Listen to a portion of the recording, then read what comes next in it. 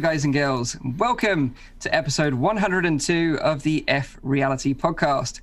This is a weekly VR, AR, and MR talk show, live streamed every Saturday on YouTube, Facebook, and on Twitch. You can catch the show live also in VR and chat with other like-minded VR enthusiasts using big screen TV.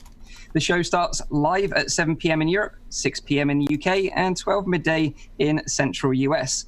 You can also check out the audio version, which is available on iTunes, SoundCloud, Anchor, and also on Spotify. If you have any questions, comments, or feedback during the show, please put them in the chat. We'll try and answer as many questions as we can. Now it's time for me to introduce you to the team. First up, this guy's a master of disguise. He could be a cup, he could be a box, he could be a crate. You'll never know when he plays Prop Hunt in VR. Back from attending the Lonely Viper's wedding, it's the Rowdy guy. How you doing, man? You all right? I'm doing perfect. Yeah, indeed. I just got back from Viper's wedding. It's been a while since I last saw him. I think it was from like OC5, I believe that was the last time that we saw him. But you know, you all know that me and him, like we keep in close contact. We are actually very good friends, and it was really cool to just hang out together for a week. Yeah, it was pretty epic. Whereabouts was it? It was in Portugal that the wedding was. Oh, nice weather, I bet. Yeah, wonderful weather, beautiful location, ideal for a wedding. Although you don't have much of a tan, I must say. No, it's because I decreased the saturation on my video in order not to make you guys jealous, of course. That's very kind of you. Thank you very much for that, dude. Thank you. So this next guy, he's great to go exploring the galaxy with. Just be careful, though, because he gives the deadliest fist bumps. It's, of course, VR streamer, Zimtok5. How you doing, dude? You all right? I'm good, Mike. Very good. I'm glad that I still have it in me to, knock someone out in one punch. How'd you like that? It was crazy. Like, for those that don't know, me and Zim were live streaming No Man's Sky together, which we'll talk more about later. But we saw each other for the first time in the game, and I was like, oh, come over here, dude, like little bro fist. And he just like killed me with one punch. That's all it took. I was like, brilliant. Yeah. But no, it was good. This week, I think, given Rowdy's back, I'm gonna do a double take on this and just say I've been spending my week listening to Fear Inoculum on loop. So that's my immersive thing for the week, and that's my bit. I love I saw that you listened to it with the sub pack. Yeah, oh man, it's good. It's good with the sub pack. And is this Tool again? Yeah, it's Tool again. Okay, it's Tool. But their track has hit 7 million views in what, a week? Yeah, it's crazy. Yeah, now that Rowdy's back, you've got a fellow sort of rock enthusiast to share the excitement with. It's almost as much as my videos. Yeah. Almost. Of course. Next up, he's a diamond VR geezer and our special guest on the show this week.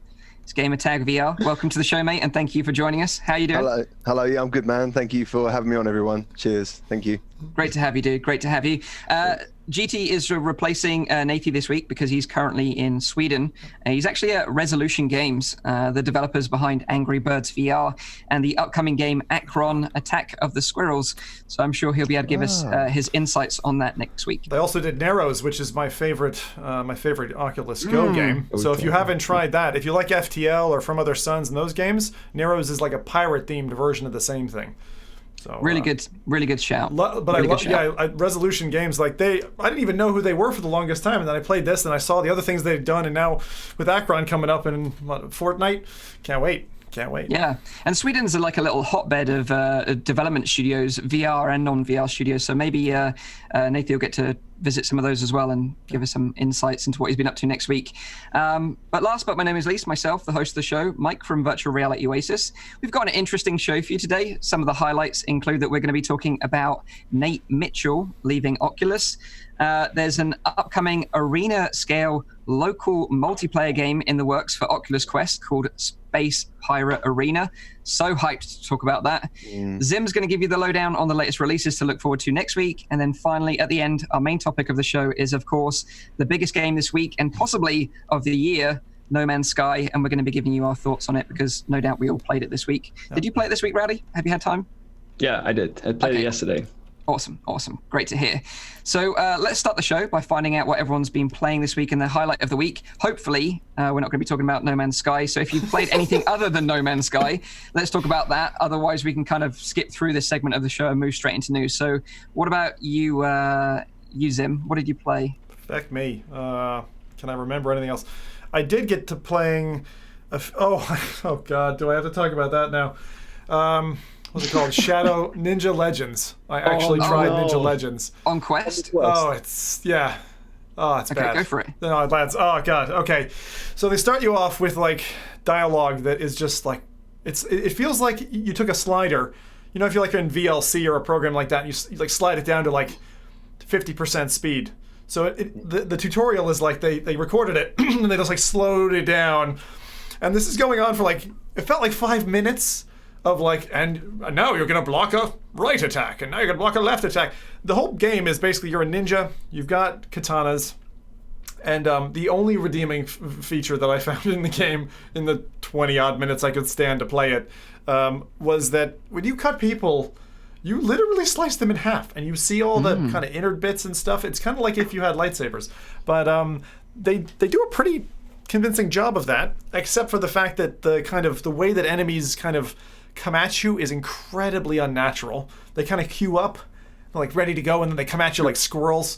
I didn't find it fun at all, to be honest. Even the slicing people, I was like, this is just like, you know, they do like grotesque stuff just for the sake of. I mean, slicing through the first guy was kind of fun for about 5 seconds, and I know you can get like claws like who am I thinking? Wolverine. Yeah, Wolverine's claws, and go slicing people. But I really didn't. I think the game doesn't deserve to exist, honestly. That's my opinion. Sorry. And it's I actually enjoyed that. I didn't like it at all. No. I didn't mind it, man. I had a really good sweat on. And when I thought it was okay, and I agree with you on the tutorial completely, man. It was really long-winded, and it holds your hand, and you're like, you would have figured this out just playing it. But then there was like a double-ended staff. That was cool because it didn't actually slice them. You could bash him around the head and sort of knock him out, and hit him in the balls and everything. It was all right. It was that was fun. So was it like almost like a Darth Maul type? Thing? Okay. Yeah, I definitely felt like I was in some sort of kung fu movie. I'm not trying to big it up too much. Zim is right. It's not amazing, but when I started getting past the swords and checking out other weapons, I thought it was okay. But like when you compare it, unfortunately, like it just pales in comparison to like Sirento. And the thing is, Sirento, because of its name, I feel like it maybe won't appear in the search results as easily, and as a result of that, people might miss Sirento and pick up this game, and I think that would be a huge shame, because Sirento it's that lovely Max Payne mixed with ninja slinging, wall running, all that stuff that you ever wanted, and multiplayer, whereas Ninja Legends is a single player game. Yeah. Go for it, GT. I was just going to say, man, like, I'm quite surprised.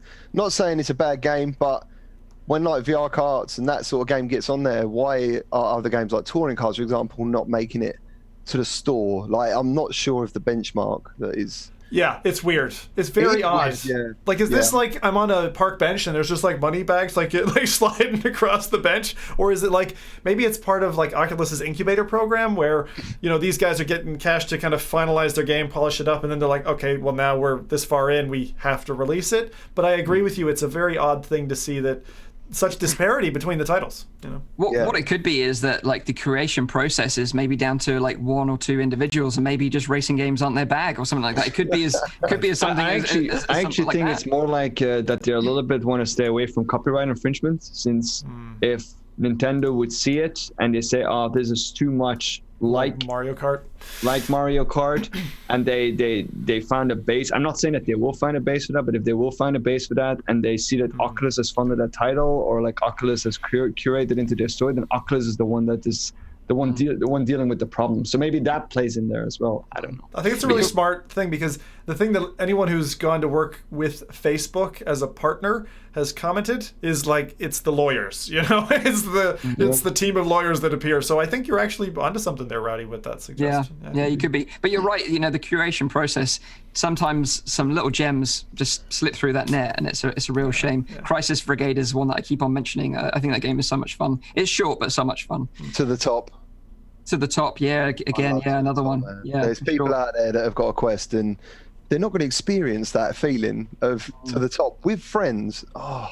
Yeah, but going back to Sorrento, actually playing it with a haptic vest is one of my highlights of playing that game. Like, for those of you that don't know, B-Haptics, who make a haptic vest, they implemented their support for their haptic vest with Sorrento, particularly. It's one of the only games right now that's supported, but it works so well because you feel like the knife slashes and you feel the bullet shots, and they've even got like a cover that goes over your face, like a facial interface, so when you get headshotted in the game you actually feel the vibration. So this is pretty much just like exactly when you were a cop. It was just bullets, knife slashes.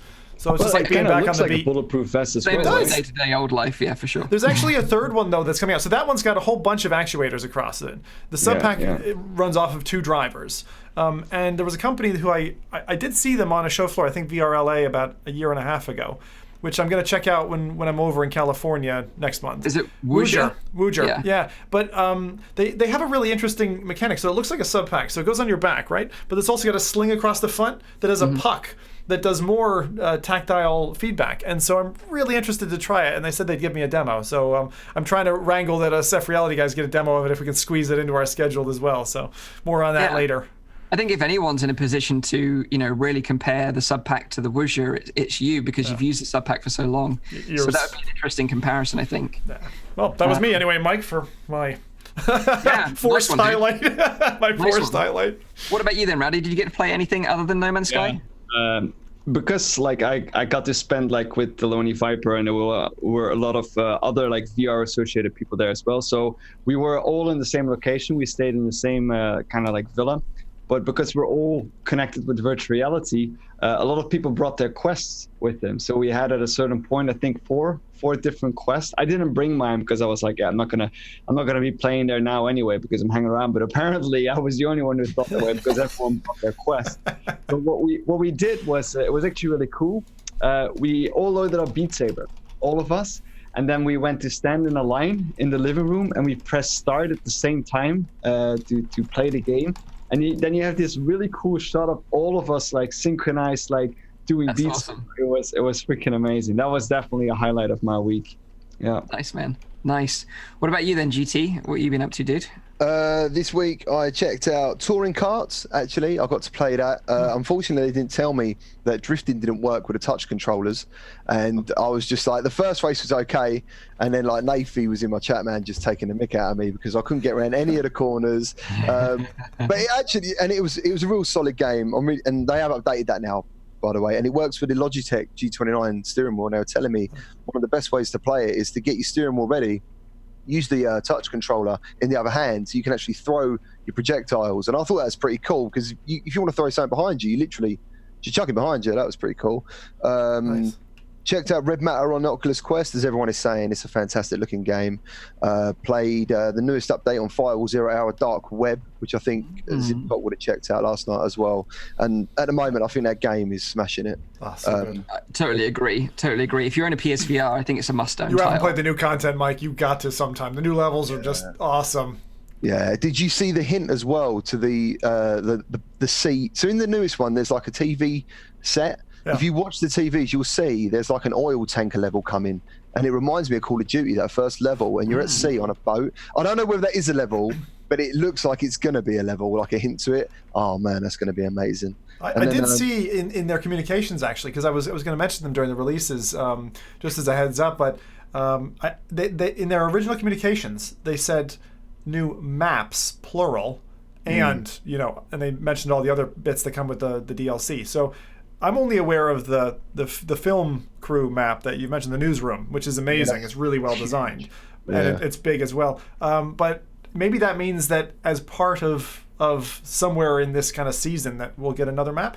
Who knows? Yeah, well, they have said that is going to be coming. Yeah, and the maps are free, and the weapons they've got a new weapon in there as well, and also a motion tracker, loads of other stuff. And then I'm not going to talk about No Man's Sky obviously because we've all been playing that, but Time Stall as well I checked out on the Oculus Quest.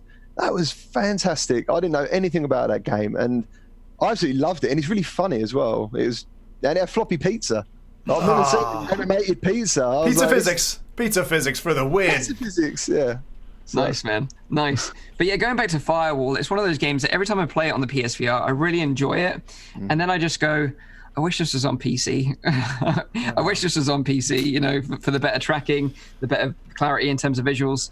But yeah, I know it's one of the standout games on PSVR. And I think if you own a PSVR, that alongside Astrobot are like must-buy games, in my opinion. Yeah, and one of the things on PSVR, if you can, turn off the anti-aliasing option, because it gets rid of the blur, basically. You get some changes, but the payoff for a shooting game where you need to see things quite clearly is definitely worth it. Yeah, have some fond memories of playing that game with Zim, for sure. So what about the chat? Did they play anything interesting this week? Any sort of interesting nuggets from them?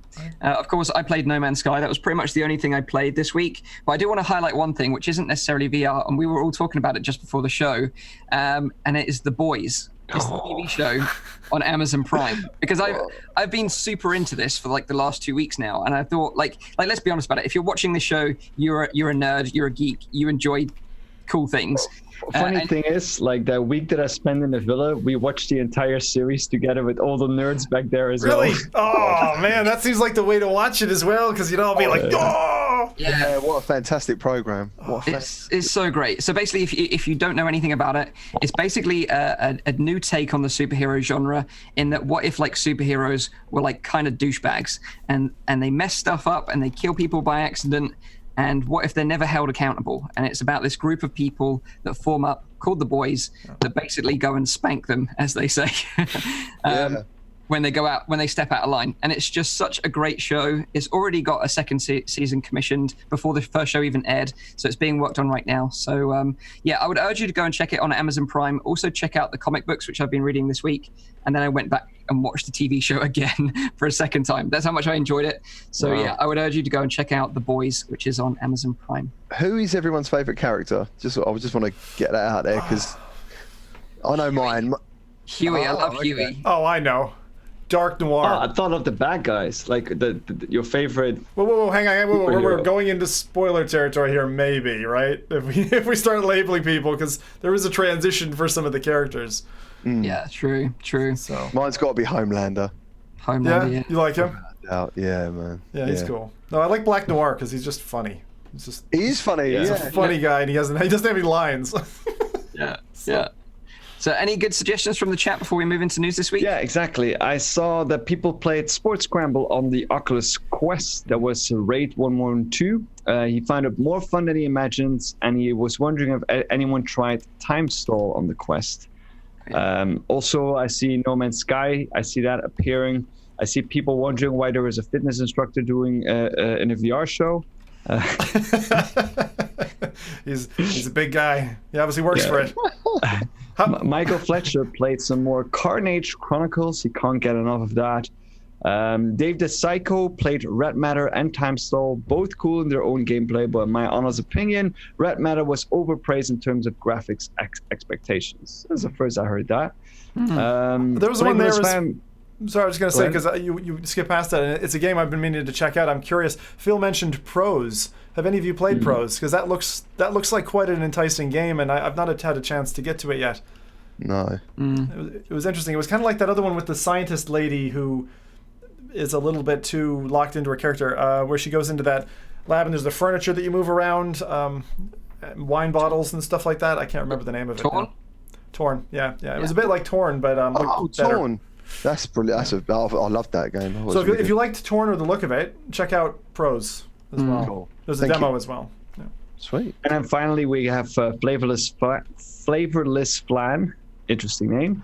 He's been playing Super Hot and Arizona Sunshine with the Valve Index controllers. Oh, nice. I'm surprised that the guy said about being kind of underwhelmed about the graphics on Red Matter. Like, I understand, it's got some really hard foveated rendering on the edges, so it's kind of a bit noticeable. But in terms of graphics, I don't think there's another game really on the Quest that stacks up to it. I think so as well. Especially the screenshots that I've seen is that it looks fairly unbelievable for a mobile processor. Yeah, I was going to just leveling expectations here. You're running it on a phone, right? Yeah. Think about 5 years ago, cardboard, right? Now you're running that on... But yeah, exactly. It's a solid point. But if you think about it, when you compare Robo Recall, for example, and Red Matter, everything feels richer and deeper with Red Matter because they've worked on reflections and lighting and optimized them in such a clever way that they work well on the Quest. Yeah. Whereas that just wasn't possible with Robo Recall. So these developers are really pushing the boundaries of what the Quest can achieve. Really, I think. I thought the game looked fantastic, and everyone was saying to me, "What is it? What would you do if you compared it to PSVR version?" I would say the PSVR does look slightly better, but then you got that extra bit of resolution in the Quest. So, and as you're saying, it's an incredible achievement. So. I think so. Let's move on to news then this week. The first bit of news is, of course, that Nate Mitchell is leaving Oculus. Now, if you don't know who Nate Mitchell is, let me sort of take you back, give you a little history lesson about Oculus. If we go back to 2012, the founders of Oculus were Palmer Luckey, Andrew Scott Reese, Jack McCauley, Brendan Arib, Michael Antonov, and Nate Mitchell. They founded Oculus and kickstarted the original Oculus DK1.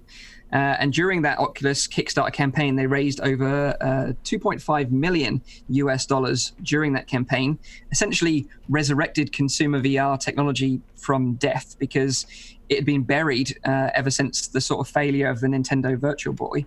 And ultimately, the success of that campaign and the hype around it ultimately led Oculus to be acquired by Facebook in 2014 for over $2 billion. So crazy what those guys were able to achieve. So I thought I'd give you a little bit of a rundown as to what happened to everyone, because it's kind of interesting. Now, Andrew Scott Reese, sadly, he was actually killed in a hit-and-run car accident a year after the Kickstarter campaign launched. Yeah. It was a really tragic accident, actually. Apparently, some guys were involved in a shootout. They were being chased by the police. They ran a red light. He sadly got run over and died of his injuries. And it was a real loss to the industry back then. It's a tragic loss. So that's what happened to Andrew Scott Reese, sadly. Jack McCauley, he worked as the chief engineer at Oculus and was responsible for the manufacturing process around the DK1 and DK2, but ultimately left in 2015 after the acquisition. He's now actually working for a company called LucidCam, who make VR 180 cameras. Then in 2017, the most famous one is, of course, Palmer Luckey, who left the company under a bit of a mysterious cloud. It was suggested that he was forced to leave because of his political views after secretly funding a pro-Trump campaign. If you want to know more about sort of Palmer's departure and the controversy around that and him starting the company and going through up until after acquisition, I would highly recommend you check out The History of the Future. It's a book by Blake J. Harris. Super interesting read, really insightful. And then last year, we had Brendan Arib leave the company. TechCrunch at the time suggested that he was quoted by saying he didn't want to be involved in a race to the bottom, referring to the Oculus Rift S, in that, they were sort of squeezing the specs of the headset down so they could sell it at a more affordable price rather than sort of really pushing the boundaries of the tech and going for a high-end headset. And that was apparently the reason why he left, but of course we never know, for sure. And now here we are in 2019 with Nate Mitchell leaving. Now, it all came as a bit of a surprise. He kind of posted this message on the Oculus subreddit, and this is what he said. He said, after an incredible 7 years, I've decided to move on from Oculus/Facebook. Virtual reality is still on the bleeding edge of technology, and this community continues to pioneer the way forward. What's ahead is always unknown, and that's what makes it exciting. Stay bold and keep chasing the future. What's next for me? I'm taking time to travel, be with the family, and recharge. Of course, I'll still be part of this community, but I'll have a much smaller role to play.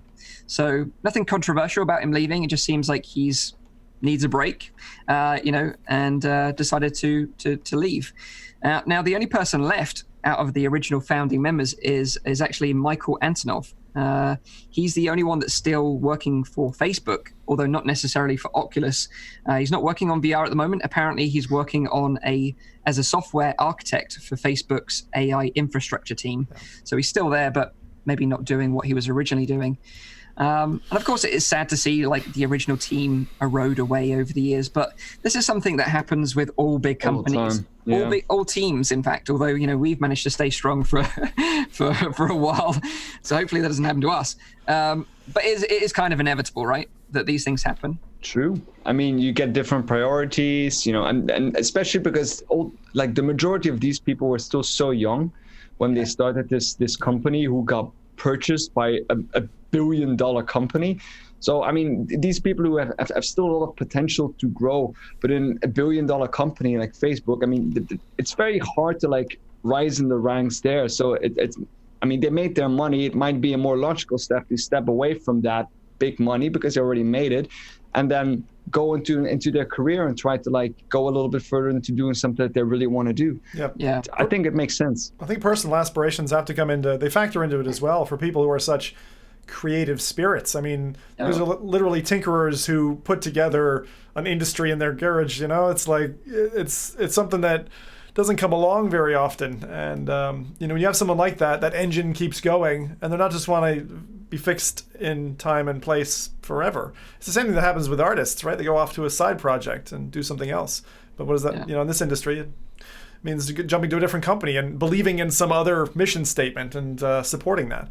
But I think it's funny. I mean, I don't know about you guys, but Nate was always my personal favorite from the Oculus team. I mean, I liked Paul Malucky, and I've got him on a couple of magazines and stuff around my room as Celebrate in VR. But of the team, Nate, I don't know, his smile, his kind of facial structure reminded me of my own brother, and he just always brought this glow. And I also think that he was one of the closest to the community after Paul Malucky left, because he was always trying to managing all the affairs between the two. If there was a ruckus, it was often him who would come forward and try to get some word out.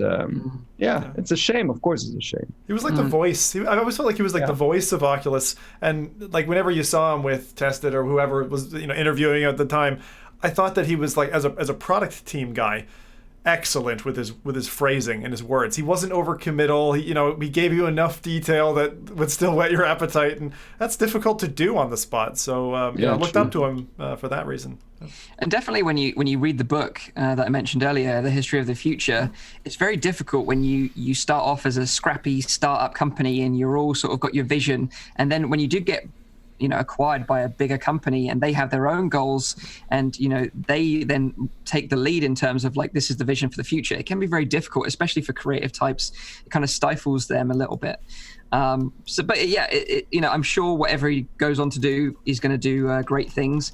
But like you guys mentioned, it's kind of interesting that I've said this before on the show, but I think Oculus, particularly right now in this current climate, is lacking a face of the company. I actually always thought Palmer was a great face of the company when he was there, but they haven't really had that, in my opinion, since they left. I know you said that you kind of thought that Nate was a little bit, but I think it's so important to have a front man or a front woman who's the face of the company that that can sort of give important updates to the community about what their vision is. Sharing the company vision with the consumers. Really, this is what our goal is. This is what our plans are. Like Reggie or now Bowser at Nintendo, or Shuhai at Jobs, PlayStation. Phil Spencer at Xbox. They've all got. They're the sort of front. The problem with that is that it's you have the association with Facebook, and when you have Facebook, you say Mark Zuckerberg, and it's going to be hard, I think, to like put a face on in a subsection of a company that is owned by Mark Zuckerberg, because he's already so present. I think that is just difficult to do. But almost, I think, from a marketing perspective, I think it would do them well to try and separate them almost, because let's be honest about it, Facebook don't have a good rep right now. So to separate it and have an individual just representing Oculus, and this is what we're going to do as Oculus moving forward, would be better than just like, oh, Mark Zuckerberg is the face of Oculus, because I don't think of him as the face of Oculus. No, of course not. But I don't think that there really is is there a face of Vive? Well, you got what is it, Alvin Graylin, who is like the face of Vive, I would say. So I think he does well at that role. But maybe someone like Jason Rubin, I think he's got the character and personality to be that person. So that would be great. Yeah, I agree with that. I was about to say that name as well, but glad you did it for me. Yeah. But yeah, nevertheless, sad to see Nate leave. Wish him all the best for the future, and thank him for what he did with the rest of the team way back in 2012, because we wouldn't be doing this right now if it wasn't for them. So, and I'm just curious, like, do you guys think there's going to be any visible effect of this departure? I would say that at this stage, like, we're probably far enough in, right, that we're not even going to see it. It's been another ripple. I also don't think he would have left if he knew it would have a negative effect, because all of these founding members were all very passionate about virtual reality, and the entire acquisition by Facebook was also done with the idea of like pushing VR forward. Because I mean, let's be fair, that is what happened after the acquisition with Facebook. But I don't think that he would have left to negatively impact. I mean, it's a legacy, of course. Like he will always be remembered as one of the founding members. And I don't think he would do anything to to mess up that legacy. I think. Yeah, I think as long as we can keep hold of John Carmack, we're going to be okay.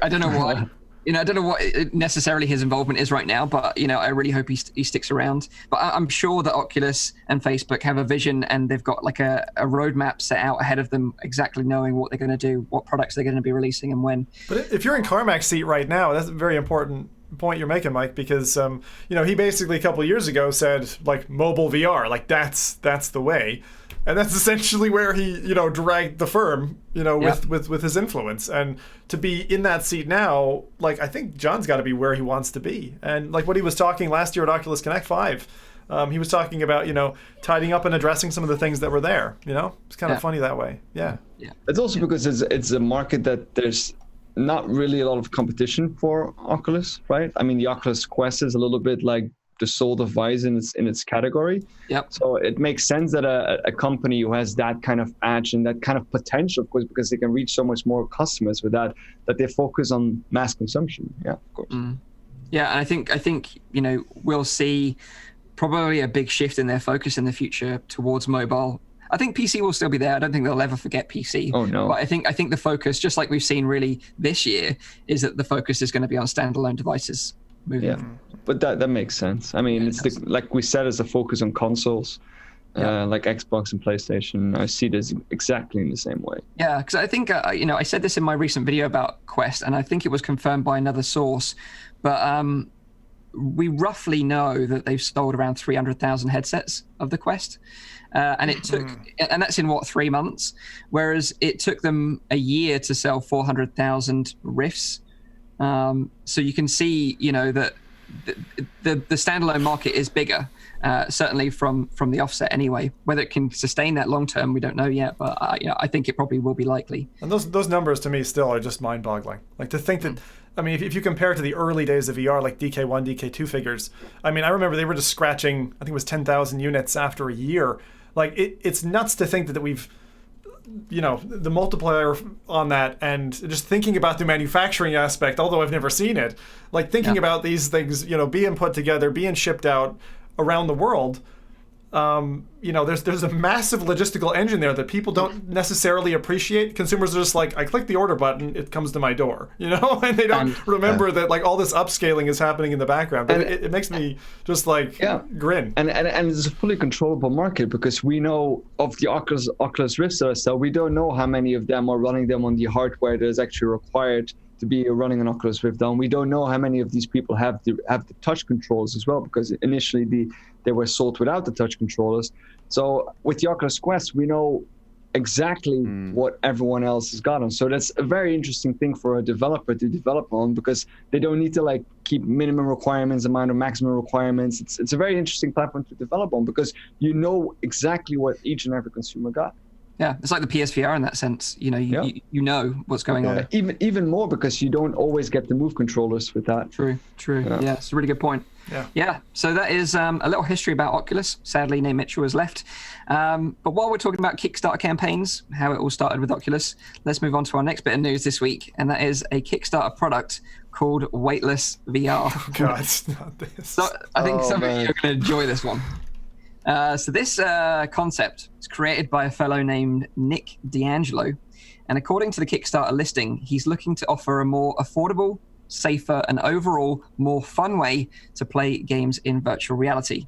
Now, using some bungee cords suspended from the ceiling, Nick says it will keep the player in their play area, all while allowing them to have the most fun possible. So if you're an audio listener and you can't see this amazing trailer that we're playing right now, basically it's like a climbing harness. Imagine that.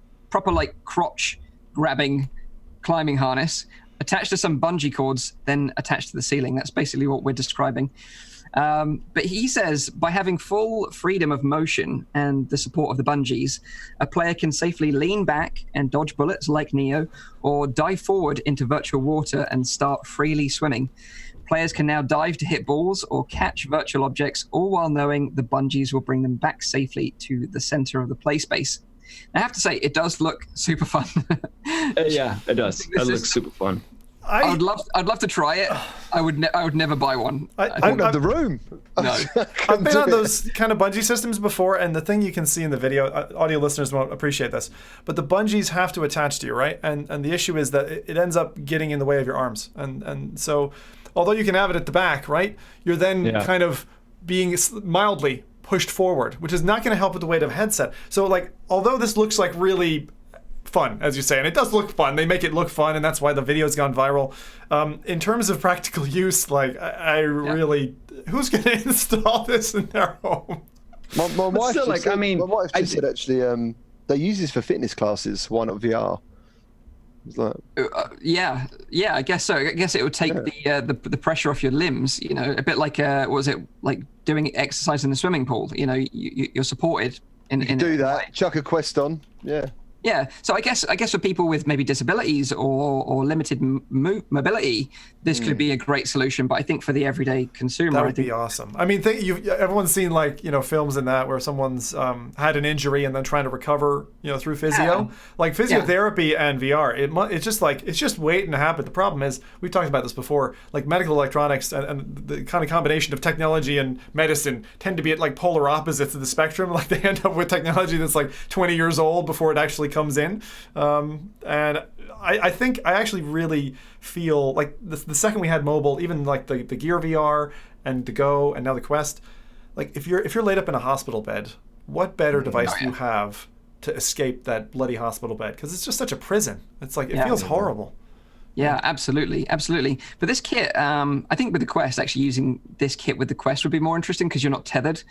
Because, of course, with a PVR headset, you still have to worry about cabling the headset cable away, which this guy recommends, cabling it up and across with the bungee cords. I see, yeah. But this kit isn't cheap either. It's $299 US for the kit, and they're planning to get shipped out by the end of the year. So far, they've only raised about $5,000 with 42 days left to go, and they've got like a $25,000 end goal. So I don't think it will probably hit its goal, but I do think it's kind of an interesting product to talk about on the show. Yeah, that's the thing. Like, I do applaud the guy for like trying something new, because it's a VR motion system that we have not seen yet before. I mean, we've seen like a ton of treadmills, we've seen like things that move around, like this is something that, and there are applications where I can see this being used. Like I said before, it's like not like chip, but like, you know, we're slowly getting towards a VR locomotion system that might work for all of the stuff that we have. But what I found particularly interesting is what you said, like you could actually jump into the water and freely dive, because a suspension system like this would work ideally for that, to be like in the air, like just like moving around. So that is for an application like that, I do think that a solution like this will work. But of course, for like the running and like the jumping, I don't see this really as like an ideal way of moving forward. But I do always applaud people for trying something new, and I do see this as something that is innovative and is creative and is original. So what I'd love to do, man, is eventually, if the climb ever comes to the Quest, is put someone on like a massive block, and then when they fall, kick the block away. Imagine that, dude. No, like seriously, no, like I mean, like a great idea there, GT, is go to a climbing wall and give people quests and have them climb something that's already dynamically mapped. It maps the wall, right? You climb or whatever, but you've got obviously normally the kind of belayed rope or something that's going to prevent you from falling to your death. But think about doing that in those segments where you're hanging on a propeller, you're hanging over a volcano. Like the feeling you'd get is just something of like total concern. And then Rowdy, to your point about swimming, like I've seen someone do it. I don't know if it's any good, but this whole idea of VR in a pool. Like, so you take kind of a waterproof equivalent of a headset, diving with you. That just makes me, like, the idea just makes me so nervous that, like, you'll get turned around, there'll be a technical issue, and then you'll just end up drowning. You'll be the first person to ever drown in VR. So the product you're thinking of, the one that goes into water, is actually called Ballast VR. And they recommend to play with it in swimming pools. But it's kind of a bit like the Blue experience in that you're surrounded by fish and stuff, and it's just kind of like a fish swimming, snorkeling simulator, basically. I think they also do one for a slide, a water slide somewhere at a water park somewhere. Yeah, I've seen that on YouTube. Yeah, they're an interesting company as well. Also, I think there are quite a few VR sim games out there that could make very good use of a thing like this. I was waiting for someone to say that. Yeah, exactly. Could double up as something else. But the thing is as well, like you mentioned about, what is it, diving, Zim? And I think you're right for the initial inertia of like that moving forward. But then you're going to get like stopped by the bungee and then hoiked back. And then that's going to be a real, like weird sensation, I think, in VR when you imagine back. Like free diver. How it's like structured on your back though, because you can make different kind of ballast points in order to like get rid of that feeling. But what I think is really cool is like if they could simulate some sort of a weightless kind of scenario so that it feels like you're falling or it feels like you're flying. Yeah. Oh no! Just ready, laying down and put them in free diver, like, and because you actually swim in that game, don't you? Yeah. That'd be awesome. Well, I thought the swimming mechanics were great in that game. What if they did, you know that plane? I forget what they call it, but they bring the plane up and then they turn it down like this, and you're basically in free fall for what, 30 seconds or something? Yeah. Quick, get your VR equipment on. Yeah.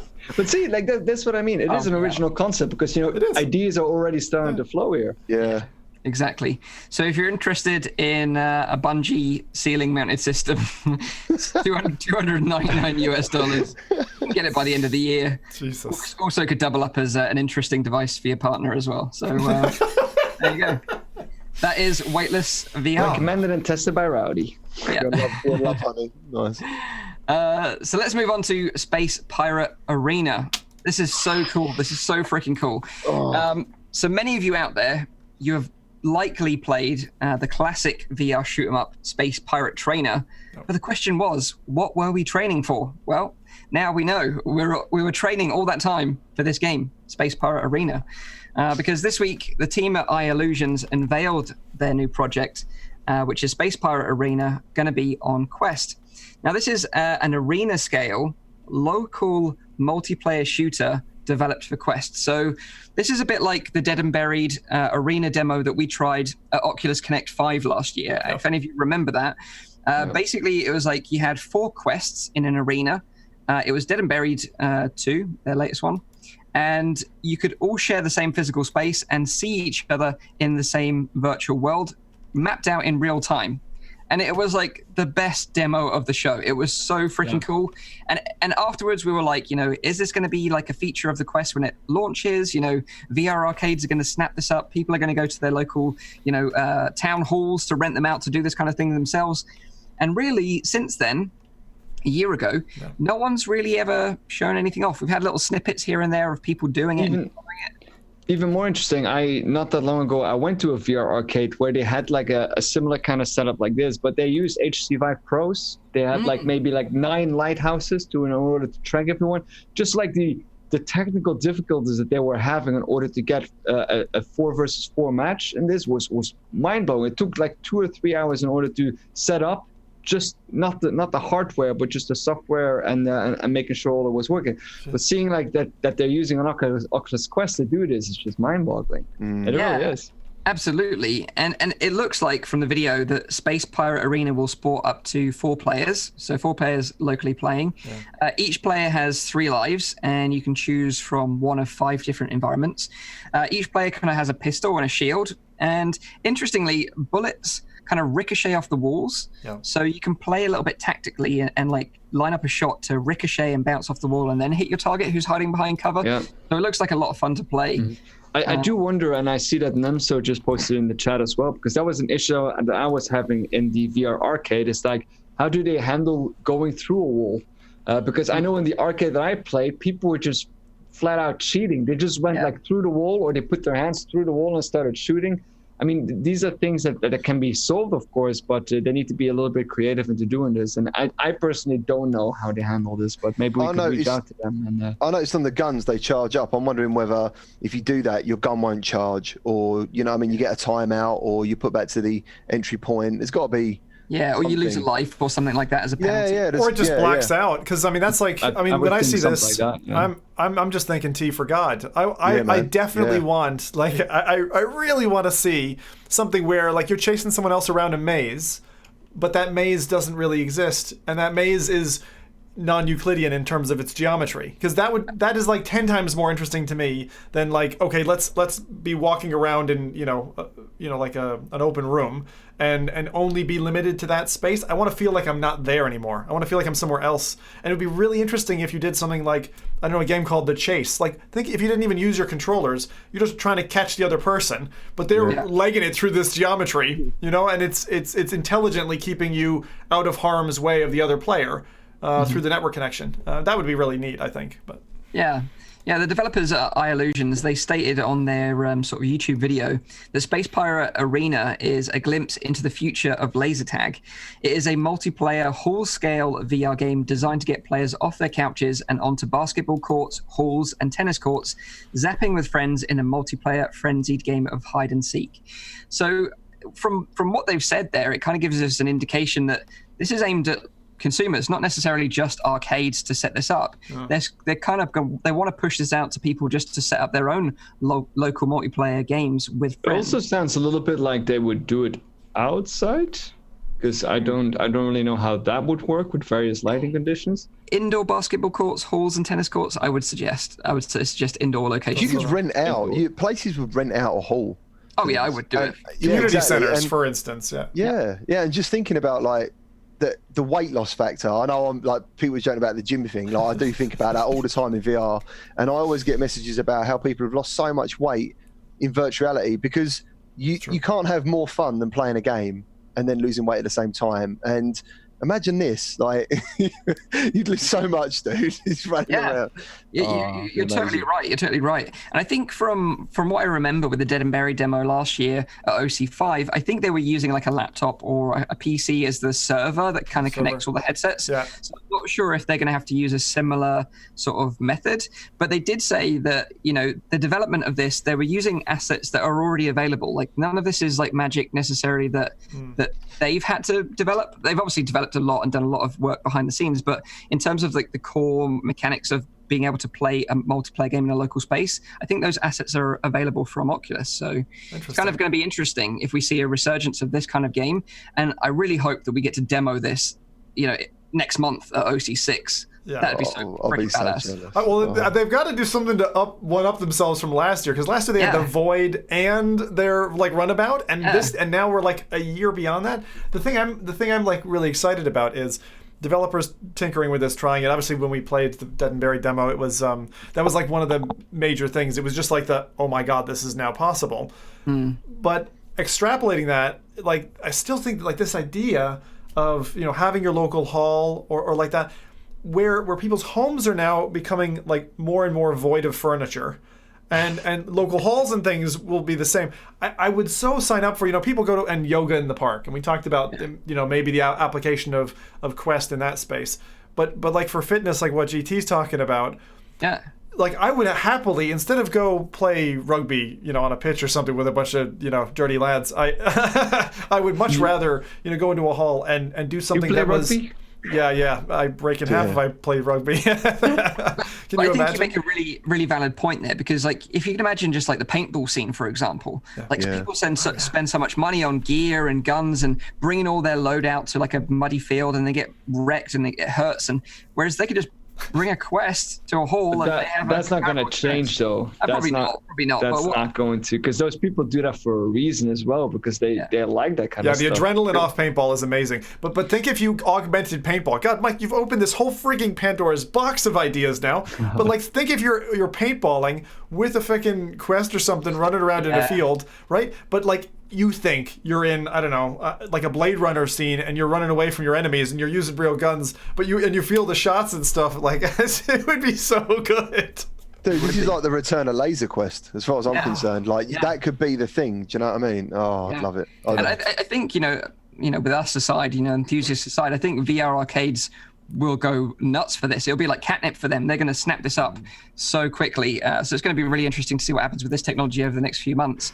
But it's really interesting that this can only really be done on the Quest. No other headset on the market right now can really offer this kind of experience. You did say, obviously, like with Vive Pros and wireless adapters, like, the Arizona Sunshine experience I tried at Gamescom last year. But really, for the ease of setup and everyone just bringing their own headsets, the Quest is so good. And cost, like, it's £400 for the 64 gig model. It's so cheap. It's crazy. Yeah. Going to be super interesting. So super hyped for Space Pirate Arena. If you're listening to the audio version, definitely go and check out the trailer. It looks really cool. And really excited for this one. Can I ask one qualifying question before we finish here? Is Space Pirate Trainer and Arena, are they by the same dev?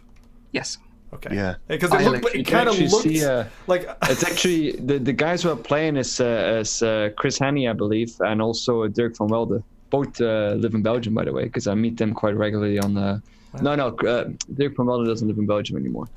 I'll pretend I knew those names before, but I'm just glad, because I saw it and I was like, are they ripping off Space Pirate Trainer? But interestingly, when you look at the picture, the image that they provided for the game, it very much looks like Gunheart assets. They're kind of a robot wearing a little vest. Yeah. So I wondered if they teamed up with those devs to use some of their assets, maybe. That'd be kind of one thing I've noticed straight away as well is they've got banging music straight away, because Space Pirate Trainer's got amazing music. It's one of the things. Yeah, and I noticed it in this trailer. I was like, man, that really brings this out. So gets you hyped. To shoot up some enemies. Yeah, for sure. That is Space Pirate Arena. Next up is about Joppo Saves the Universe. And you know about this, right? The game from Squanch Games. Joppy sauce is the stuff that Nathy likes, right? I love it too, by the way. That's Yoppy. Whatever. Joppy, Yoppy, it's the same thing. I actually imported some after visiting Nathy. That stuff. It's like, I got some in the fridge. It's like onion mayonnaise. It's beautiful. I'll try it someday. Yeah, if you ever come to Europe, try it. I'd recommend it. Yoppy sauce. But yeah, this is Joppo Saves the Universe. Because did you all play Joppo Saves the Universe? I see Gamertech looking at you like, what the heck? Mate, I haven't got a clue what you're talking about. What's going on? It's like there's been a change in the Matrix, and they turned the word Trover to Joppo, and I'm like... Exactly. GT gets it. So basically, you get what I'm saying, because like this week, in a sort of a timed update to the game, they've removed Trover from Trover Saves the Universe and replaced him with a character called Joppo. What? So basically, even the voice lines in the game, that mention Trover have been removed and swapped out to say Joppo in a funny sort of way. These guys, like, unbelievable. It's pure comedy genius from the team at Squanch Games, because even if you check out their social media account, they've swapped out a picture of Trover for Joppo. Yeah, I was like looking at this going like, what? They just totally. You know the worst part of it, Mike? For a day and a half, I couldn't remember what the original character's name was. I was like, was it Frank Saves the Universe? I couldn't remember.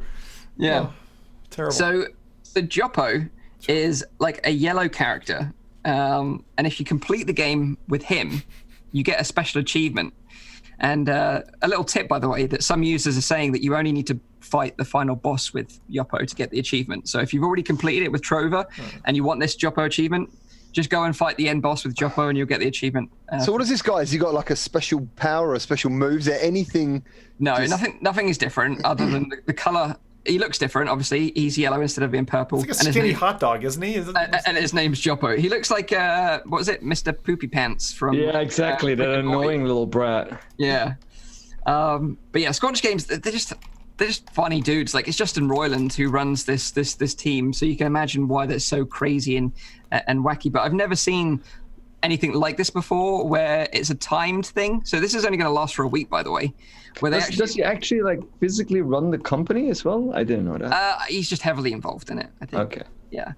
But where they actually replace the main character of a game and just swap it out for a week is just so crazy. But I really like the idea. So it's timed, is it? It's a timed thing. Just for a week, yeah. Right, cool. Just for a week. So you only have a week to go back and play it again while he's around. I kind of want the people behind Moss to swap out Moss for Baby Groot. I think that would go well. Yeah, good crossover. But yeah, if you haven't tried Trover Saves the Universe, it's a super funny platforming game. It's on PC and PSVR. I'd recommend playing it with a controller, by the way, Xbox One S or a PlayStation DS4 controller for the best experience. It can be a crazy game, like the humor and the language. Like, you don't want kids around. No, absolutely not. And I would say that if you like Rick and Morty, you'll love the game. But if the Rick and Morty humor is kind of lost on you and you just find it a bit crass, then you could probably skip this one and you won't miss much. Do you think Accounting Plus is a great entry as well to figuring that out? Because my Mrs. GT played that, and she was just like, "What is going on? What is going on?" It was brilliant, and she loved it, and it's really funny. So it is, but it's a certain type of humor that I know doesn't resonate with everyone. Yeah. I get that. But certainly as a person that enjoys Rick and Morty, like I really love Trover. And now Joppo. I thought it was great.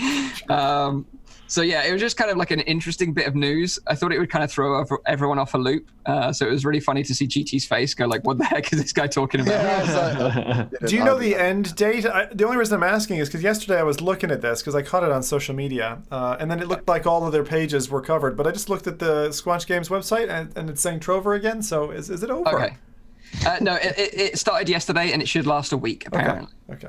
Also, if you haven't played Trover already, I think you can go in there and choose to play as Trover if you want to. That is a lot of work. Yeah. It must be a lot of work for a week. But it's very smart because it gets people to play the game again. Yeah, and talk about it. It's just so intelligent. Bastards. Yeah. Like, I never rescued all the power babies, like the little green babies that you have to rescue in the game. Yeah. But there is a funny little sequence that happens if you do that. So if you can't be bothered to go and do it, I would recommend you look it up on YouTube. It's kind of funny.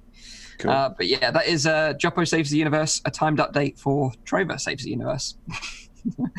A funny bit of news this week. So weird. It's so weird. Yeah. Last bit of news is that GT and I are heading to Gamescom in Cologne next week. It's going to be fun. We've met up before in real life. We actually met for the first time at EGX Resd in London. And we're actually going to be meeting up at the train station in London and getting the Eurostar to Cologne next Tuesday, early next Tuesday morning. Early. Yeah, it's going to be a fun trip. Gamescom, if you're not familiar with it, it's one of the biggest gaming events of the year. Like, it's freaking huge. Like, it's even bigger than E3. That's how big it is. But I went last year and got to try out some really, really cool VR stuff, like flying machines, VR treadmills, haptic vests, new games. Like, I tried Wolfenstein and Fisherman's Tale back then before they were released. So I've got a few appointments to try out some VR stuff this year. Not as many accessories I kind of noticed this year, but there are some decent games on show, like the zombie shooter After the Fall from Vertigo Games. I think you guys tried it when you went and visited them in Stockholm. Correct. Was it Stockholm you went? No. Where was it you went? Rotterdam, sorry, apologies. B Haptics are going to be there with their haptic vests. See if they've updated them in any way. I'll be looking forward to that. And Servios with their VR Walking Dead game as well. They're going to be showing that at the show and much, much more. I also heard actually from Nathy that it's weird because I don't think Oculus are going to be there this year, which is a real shame because, like I said, it's a freaking huge show, and they haven't shown the Quest at Gamescom yet because it wasn't released this time last year. So I think it's a real missed opportunity there to show the Quest to thousands upon thousands of games. It's again weird that it's like I don't know why, but it seems like their focus on the European market is just a lot less compared to like their presence in like the American market. Because this is like probably the biggest European games event. Yeah. If you're going to do one, you do Gamescom. Exactly. Yeah, and they were last year. They were there showing off Transference and Morse on the Rift. So I'm surprised that they're going to skip it out this year because Facebook is still going to be there, and I think Facebook Gaming is still going to be there, but just Oculus aren't going to be there. See, I thought they were because of that. I thought they were because of that. Could we maybe conclude from that they maybe don't have anything interesting to show? Could be, but they weren't showing Stormland last year or Asgard's Wrath or any of those like real. There's plenty to show off. It's not that. I mean, what I think it is, and this is from a comment I had from Oculus on a couple of events. What they typically do is, their stage set, their screens, all of their infrastructure, generally gets loaded onto a truck, a bus, that type of thing, and driven, across the states to an event. Then they set up and all that. So. If anything, I think it's probably logistical cost that's holding them back, From Facebook? In the end of the day, you still got to, you got to pay the dividends here. So like I could be wrong because like, GT said like Facebook are going to be there. They're going to have a presence there. But from what Nathy was saying, he was pretty convinced that Oculus aren't going to be showing anything. I'm surprised. Yeah, I'd be surprised. It's weird. It's tough, but if they're doing it, it might be to draw focus onto their event. Yeah, because they are going to be at PAX West. They're going to be hosting Oculus Connect next month. Exactly. So, yeah, maybe. Actually, in the chat, Usain X says, but isn't the Quest struggling with supply to handle demand from too much marketing? that could be a reason too. That there's just too much demand already. That turn off the tap. It's too successful. Maybe. Slow it down. Well, because that's the opposite. Because if you have a product that's like too expansive and people want it too much, then you'll just end up generating negative press. Yeah. You don't have that problem with like digital assets, and in today's day and age, you just forget about that. You're like, I just click a button and I've got it, like that, But physical, it's got to come off of a freaking manufacturing line. Yeah, interesting idea for sure. Rowdy, yeah. So yeah, if you're watching this, you're a VR developer or you have some VR accessories in the works and you're headed to Gamescom next week, you got some cool stuff to show us, feel free to DM like GT and I. We can meet you during the event, have a little beer, or even if you're just there going, we want to say hi, then feel free to DM us. Always up for hanging out with some cool people. So that is the news this week. Let's pass it over to Zim for the lowdown on the releases. What you should, and maybe what you should be playing next week. In case anyone didn't catch this, I think that the most important news of the week is that Mike got a new internet line. So it means that the stability of the show has gone through the roof. It's great. It's been fantastic so far. So for those enjoying the video cast, don't have Mike turning into blurry pixels anymore or anything like that. It's been really good so far, Mike. So thank you for upgrading to fiber. I know you've been chomping at the bit for that for years, and finally they offered it in your area, and so we can see Mike in full HD. Yeah, is it with Virgin, is it?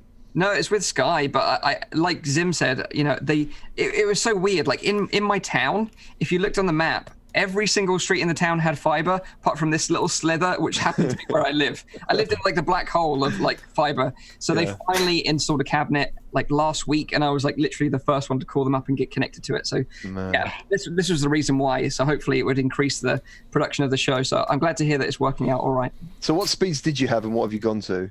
I went to I had like 12 down, 1 up, You had one up, and that's what you were uploading videos on? No, and then I because it was such a problem, then I invested in like a custom solution using a microwave link. Oh yeah. So I've got like a microwave dish on my house and a microwave dish on a tall office building nearby who have a fiber line, and they were beaming fiber to my house. But so then you willingly let your brain get microwaved in order to get a better connection. This is what I did for you guys. Yeah.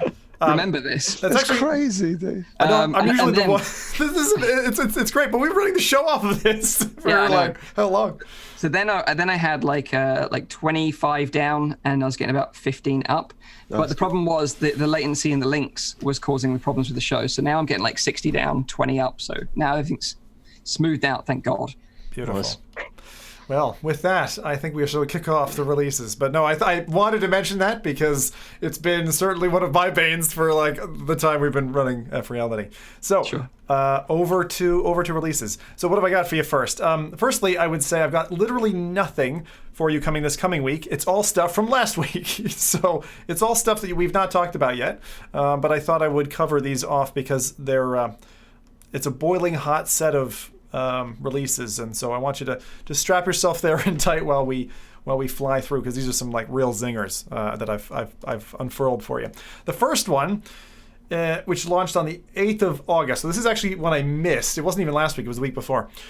Called Pretty Safe Airlines. Anybody play this? I haven't, but I've got it, and it looked really good. I was thinking this could be fantastic. Yeah. It's so great they don't even have a trailer. So I'm going to just show you a couple of stills from this while we describe it. Okay, so first off, it's £6, so probably about $9. Available on Oculus Rift. I didn't find it on the Steam store. It's by developer Yummy Human, which is a brilliant name, by the way. So if you've ever been on a plane and thinking, hey, wouldn't it be great if I could prove my merit as a puzzle-solving guru, and while its passengers hang in the balance with their lives on the line, this game is for you. So it's basically a co-op puzzle game akin to something like Keep Talking and No One Explodes, except for both players are in VR. So I found this to be a really interesting thing. So essentially, you're forced to kind of collaborate with your co-pilot in order to solve a series of puzzles to prevent the plane from going down. Given this situation is shown in so many like Hollywood things and straight to video films, I just haven't seen this done in a game before, and I thought it was quite interesting. And tell you, for £6, looks pretty darn good. So Pretty Safe Airlines. Now in the video I did see for this, which I think was user created, it showed a wiki. So I don't know how complex their puzzles are. Usually when I see a wiki flash, it means this game has some complexity to it. And for anyone who's ever dealt with a proper flight simulator, you'll know that flying a plane is not as simple as pulling out your HOTAS in Elite Dangerous. So that one is there. What would you guys be up for like playing this? Someone want to co-op this with me? Yeah, sure. Like I actually saw this and I thought it was really interesting as well until I saw the reviews. I think the reviews on Oculus were a bit savage. So that's kind of put me off. But I do like the concept of it, and it kind of reminded me of an upcoming space game called Failsafe. We talked about it on the show a while ago. It's still in the works at the moment, but it's a very similar concept in that a team of people, a bit like FTL, are working to sort of put a ship back together. I just think that collaborating in VR, is one of the best kind of social experiences you can have, and I think a lot of people, I know we're going to come on to the main topic, are doing that in a certain title this week. Yes. One Punch Panther. Anyway. You're absolutely right though, dude. Like when you make a friend or meet people in VR, it is definitely special, and it feels like a real event. Like I've been to a rave in Rec Room. Yeah. It felt fantastic. Do you know what I'm saying? You don't forget it, A rave in Rec Room. That's awesome. I want to see what that one looked like. Yeah, go on. It was good. I do think that is indeed like very special because like as I said at the beginning of the show, last week I went to a very good friend of mine, his wedding, and I met him in virtual reality. That's where I know the guy from. And I mostly see him in VR, so that it is crazy that those kind of like interactions can happen through a medium like virtual reality.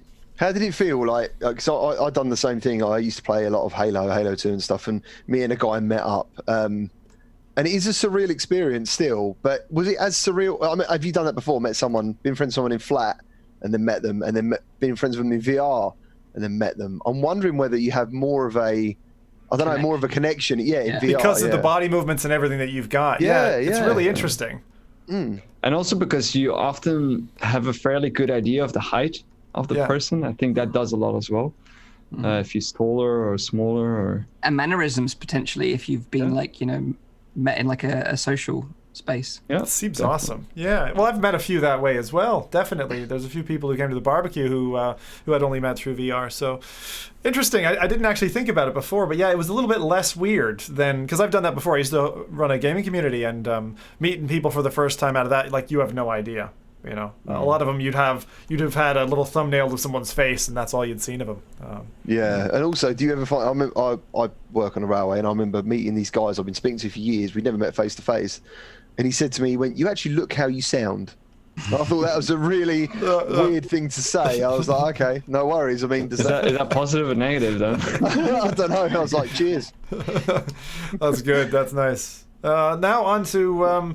There's another game that launched, and we mentioned this in passing last week, but I thought I would show you the trailer and we touch on it this week as well. So OShape, which is kind of a rhythm beat game, similar to kind of a Beat Saber, will get your blood pumping. Definitely, I would rate it for its ability to exercise, and I wanted to show this silly, stupid trailer that they put together with a couple of dancers in what looked like Gear VRs. But anyway, this game, it's 12 quid. I think that's maybe a bit high, and that's what the comments are saying for, like, I think it's 4 tracks or something like that they're currently launching with. But the core game is really good. Your job is to dodge obstacles, walls that are coming at you, and essentially what you do is you make different body shapes with your arms, and you've got to move your legs too as to where you're planted to pass through those blocks. So great music selection. It's a very short set of music tracks on there. As I said, I think it's 4 tracks and 3 different difficulties each. So kind of 12 runs is what you're getting for 12 quid. So, £1 each. I guess that's fair, in my eyes, if they extend the content later, Did you find it very physical? Like, is it demanding? Yeah, it's proper demanding. I was punching green screens and almost falling over, and it was like, it's one of the more exercise intense. I would even say that aside from the muscular intensity of like box VR, it's probably one where I was physically moving around my space fast more than any other title I played. So cool. I think it's a really cool one if you're into exercise titles. But is wearing a chroma green onesie essential for playing this game? No. I'm not even going to tell you what my wife has cooked up for me to do as the next one, but anyway, there's more things I've got to wear. Anyway, yeah, we'll get into that another day. Okay, the next one. So GT mentioned music, and this one is a free music experience that you can play either on Steam with an Index or a Vive, or on also on Rift or Rift S. So this is called, the artist's name is called Sheaf. And I found this really interesting because their tagline was no gameplay involved. Just sit back, relax, and enjoy the music while you drive through a retro, low-poly world. Oh, yeah. And actually, a lot of people who were, and I wish I had a video for this, a lot of people were saying that, like, it's great, it's just really short. Because again, I think the total track length is 8 minutes. So you've got 8 minutes of retro wave, 3 different tracks. And this is like basically the debut EP of Together, which is coming from this synthwave producer. Which so is it free? Sorry, I didn't hear. It's free. It is free. And you can physically drive the car? No, you're just sitting there, and it's just the scenery's going by you. Okay. So actually, if you're into kind of just for a chill out, I think it works pretty well. I particularly liked, and I sometimes highlight user comments, and I particularly liked what Leonidas1 said. That badass guy from 300?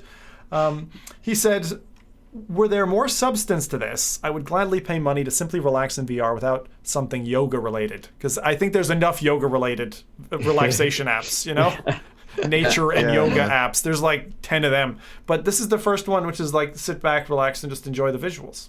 I was trying to think of one.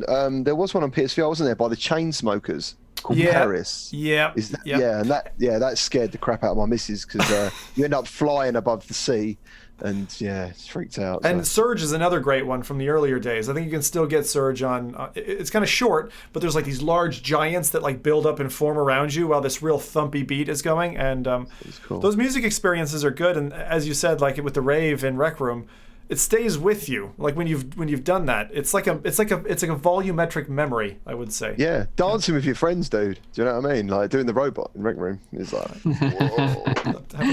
Haven't done that yet. I'll have to take that on your word. The last one that I've got lined up for this week. Now this is going to be a blockbuster. I mean, this is the one that is we've all been waiting for all summer. This is like a surprise hit. Okay. Samsung VR videos. Okay, everyone's gonna want this. This is only on Quest, so I'm afraid this is only for Questers. It is free, but it's got in-app purchases. Oh my God, I said that. And my favorite part, parental guidance recommended. Yep, that's got a parental guidance label. I don't know why. It's 360 videos, lads. It's basically it. It doesn't add anything. I don't know why a 360 video would need parental guidance. Though. I guess you know it too, then. I guess you know I have no idea. Why would a 360 video need parental guidance? But right. The oddest thing about this to me was how they market the game, or how they market the title. Obviously, this has just come out. It landed on the 16th, so you can play your own 360 videos if you want on here. You can stream to it and that kind of stuff. But they said, from your own media server, and they quoted a PS3. They didn't even mention a PS4. So I don't know who wrote their bit, but I thought that was a bit odd. Anyway, this thing, I'm going to highlight another wonderful quote from rclaw1, who is clearly a veteran gamer, and says, featuring a beautiful grassy field with snowy mountains in front of you and a sunset to the rear. For a free app, I'd say it's worth it just to have a change in scenery, except it's not 100% free. The second tab on the menu is labeled Premium, where they try to get you to spend money on more videos. So that is Samsung VR videos that has just landed on Quest. I don't know why it's there, what value it has, and that's certainly one that I will say stay away from. So there is one experience that I would say is probably worth downloading the app for. All right. Probably like the best 360 video I've ever seen. And wait, Mike. Keep in mind, this is a child-friendly show. Yeah, it's not that kind of show. Yeah. Wait. Does the guy wear glasses in it? No. Oh, okay. It's actually the Lego Batman 360 experience, and you get to sit in the Lego Batmobile with Lego Batman, going on an epic adventure, and it's actually kind of intense because you end up flying off buildings, and the Batmobile turns into a Batwing, but it's such a cool experience, and I think I remember watching it on the Samsung app on Go, so I think it will be available as well for free. Yeah, because the one that I was thinking was the Elton John experience. If the Elton John experience is on there, that's great, and I think that's available on Google's VR viewer. So there you go. You got 2 360 videos. What you definitely came here for in the releases segment this week. Next week there's a bunch of cool stuff dropping, which is great because we get to go back to talking about regular things. But every so often I like to take the mick out of things that really probably don't deserve airtime. The last thing I'll mention, which GT touched on a bit earlier, is that there has been a content release for Firewall, which is called Dark Web, and it's got a bunch of new bits in it, and haven't played that yesterday. It is solid. The new map is great.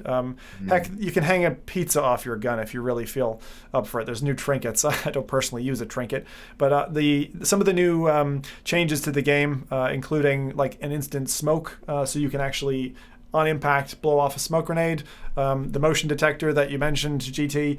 These are actually changing some of the dynamics of the game, so it feels quite fresh again in terms of the gameplay, what you need to look out for, what you don't.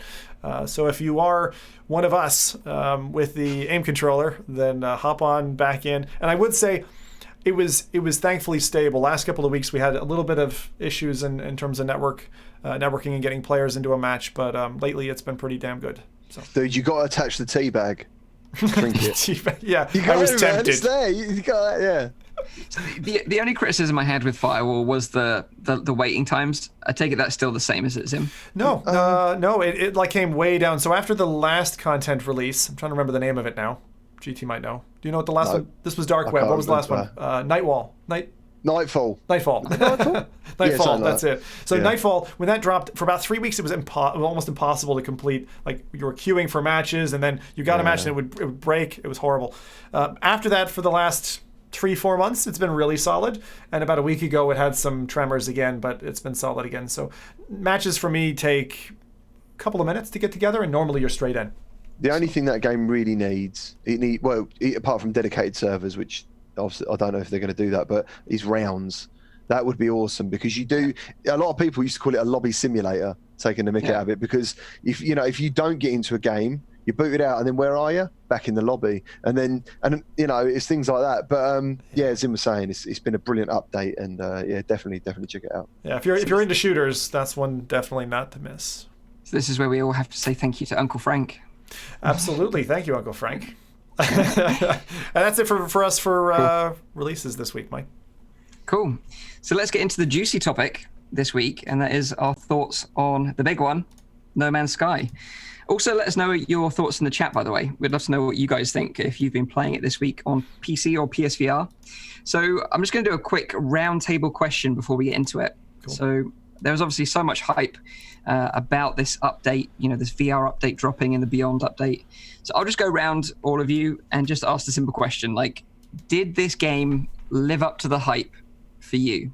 So maybe I'll start with GT first. Oh, he's going to do that. So bear in mind, I wanted No Man's Sky. I was part of the hype train before the release, and obviously found out that it wasn't what it said it was going to be back in the day. And I stepped off. I was like, no, I'm going to leave it. I'm going to wait, see if it updates. Went on the back burner, completely forgot about it.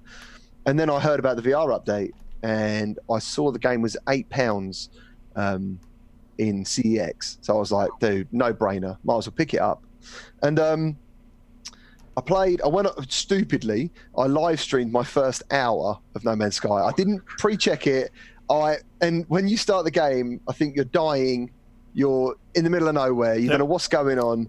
And the chat was going, do this. Oh, you only need to do that. They were telling me all this stuff. And it was overwhelming, to be honest. And I was like, dude, I'm just going to not bother now.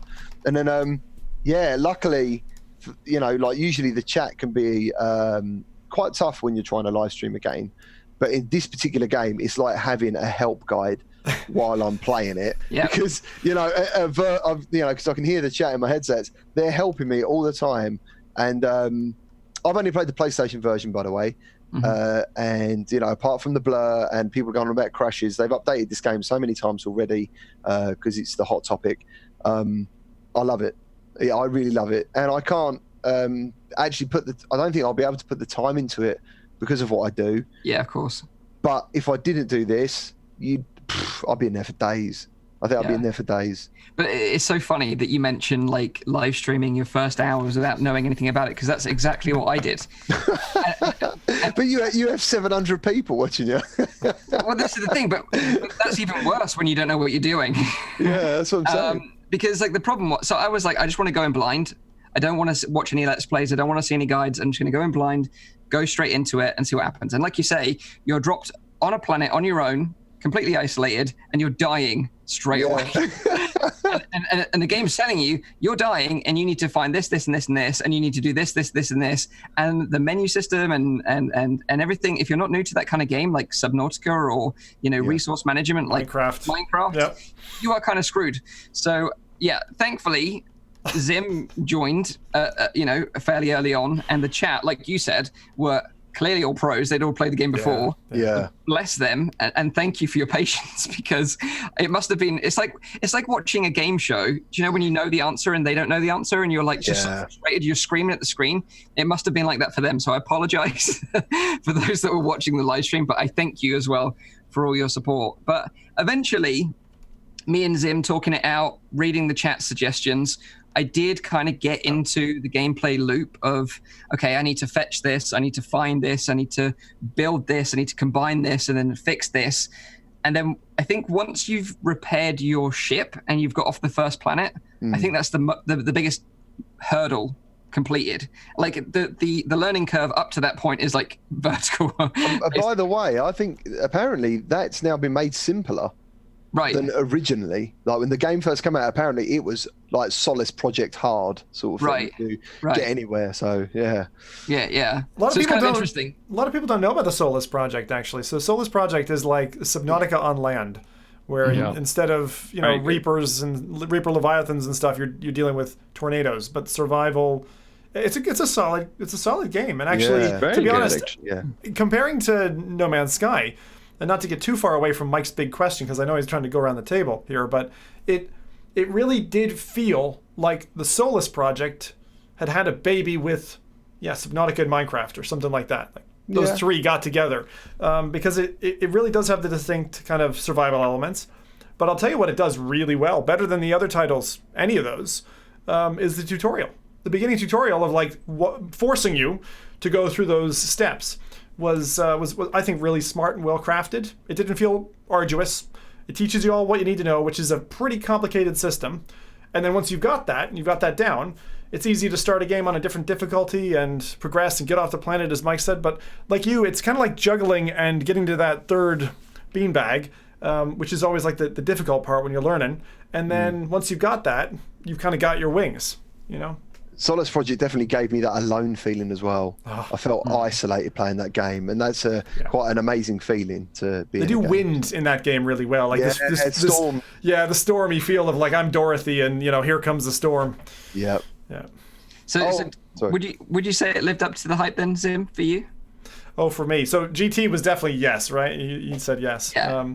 For me, I'm gonna say like straight out the gates, I initially felt disappointed at the performance, but even through the caked mud in front of my face, I could see that there was a gem behind it. No Man's Sky is, in terms of its architecture, amazing what they've accomplished because of the ability to smoothly, start on a world and then transition off of that world to another world, and then just go between places. But the thing that I really like is the planets are something as well. It's not like an Elite where it's like I feel like I'm looking at a fancy display in a window of a shop where it's like there's no depth to it. If you scratch the surface, you just find it a texture and that's it. You can literally dig into the planet, find caves, find old alien relics. Like this thing has so much span. It's like baffling me a little bit. And I got to try it on Rift S initially. I had some performance problems there. I tried streaming it to Quest, which helped quite a bit. And then I tried the PSVR version. And like a GT tried to warn me in advance, and I kind of batted him away because I'd been watching Voodoo DE and his stream on PlayStation. I was like, it looks fine. But when you're in the headset, it's probably the first game that looks worse for the player in VR than it does for the viewer of the stream. Because normally I'm battling with this concept of like, I'm showing someone Resident Evil, right? And I'm like, what I see is way better than what you're seeing. And that's a tough thing to sell to them. And this is like the opposite. It's like, it looks pretty okay, on screen. But in the headset, it's like, someone said to me, it's like a 480p, a 480p game stretched across the display. That said, the game is still smooth and solid and all the gameplay is there. So if you don't care about graphics so much, it's going to blow your socks off. What you can do in that game. How much do you think it would cost? What sort of PC would it cost to run that game in comparison to buying a PS4, which I've seen on eBay for £70 to play that? You're talking like £1,000 PC. It's huge difference. No, it's huge. But the thing is, the optimizations even that they're dropping now, from what I've heard, and this strange like launch bug related disparity between some PC players on like a 1060 totally fine, some on a 2080 Ti totally rubbish. I'm like hearing complaints from different parts of the spectrum, which means that it's just optimization and specific hardware setups that need to be kind of ironed out. And so far what I've heard, that's all changing. Now obviously the Steam page is still showing mixed reviews, which I think has been the case for a couple of years, but as a release, what we said last week, I thought the servers would fall over. And that's the part that freaking floored me. So did it live up to my expectations? Yes, and I think it's going to become the new standard for multiplayer, like Hangout. Yeah. Similar to Firewall. Yeah. Just to quickly touch on performance, like I'm running a 2080 Ti, 32 gigabytes of RAM, an i7 6700K, and on the first day, admittedly, there's been updates since then which have improved performance. But on the first day, even on the lowest graphical settings, I was only just about to get a steady 90 frames per second on the Valve Index. And streaming on top of that as well was kind of causing some problems. But in terms of crashing, I only had the game crash once. And funnily enough, that was actually last night when I was playing the game I think I was playing on the Rift S. But it crashed. But I haven't had any other crashes other than that. Did you fall through the world at all? Because I fell through the world twice, and I had a friend at like outside of market, one of those like alien market shops where you can sell weapons. He just was walking towards it. He just fell right through the world. It was so funny to watch. That's quite jarring in VR. So GT says it lives up to the hype. You say it lives up to the hype. Yes. I say it lives up to the hype. What about you, Rowdy? He's going to say no. Well, clearly, as everyone knows of the chat who's watching, I am the only intelligent individual that is present on this podcast. So what I did before I played it, throughout the week before I actually left to Portugal, I played No Man's Sky already for a couple of hours. So I kind of like got to grasp of like, what is it that I need to do? How does it work? How does it properly? And I also specifically did not want to play it for the first couple of days that it was released, because I knew if anyone knows No Man's Sky in the beginning, there's going to be problems. This is a game that is procedurally generated. With that just comes heaps of problems because you have no control of what it is. So I only played it after the latest hotfix that they did in the last week, which was yesterday evening, and it worked brilliantly. Don't forget, I'm running at an i7 processor, a 980 Ti, and only 16 gigabytes of RAM on my gaming PC. Now, I do offload my streaming to another PC, so the streaming has no effect. But I had no issues in terms of performance. I mean, I'm not going to say that my frame rate was like a solid 90 frames per second constantly, especially not in the busier areas. I had some frame drops, but not more than I would have in another virtual reality game that is fairly heavy on your gaming. An issue that I did encounter was that I had to reload the game because I was playing together with Simply Chris. So when we went into the same world together, I had to like reload. We both had to reload the game in order for us to see each other, even though we could talk with each other. I also had an issue with a floating kind of space station that was like, I had to like jetpack in there. Don't know if that was intended. It looked kind of weird because it was like floating in the air. But those are things that can be expected from a game that is procedurally generated. But in terms of like performance, I had almost no issues. It worked brilliantly, had no crashes, except for like the reloading I had to do in order to see each other. The in-game voice chat is ridiculously good. Yeah, like, it's amazing. It's like at a certain point, I didn't realize I had Discord turned off, but we were using the in-game voice chat, and it was just the same kind of quality, exactly the same.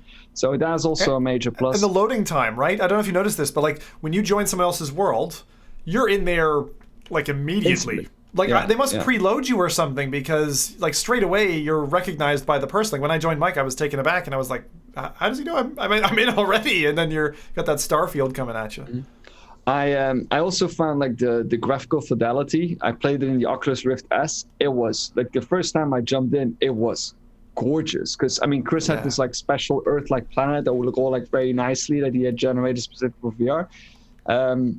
And it was just absolutely gorgeous. I was mind blown from like the first second I dove in there. And then comes like the most important thing for me, like, was it immersive? And I think they far blew my expectations from it, how it was done. Like the hand interactions that you had in there were, I didn't expect it to be as good. Like, because this is still a port from a 2D game. And this is the first VR game, the first 2D game that I've played that has been ported to virtual reality, say for Minecraft, that has done it to this kind of extent.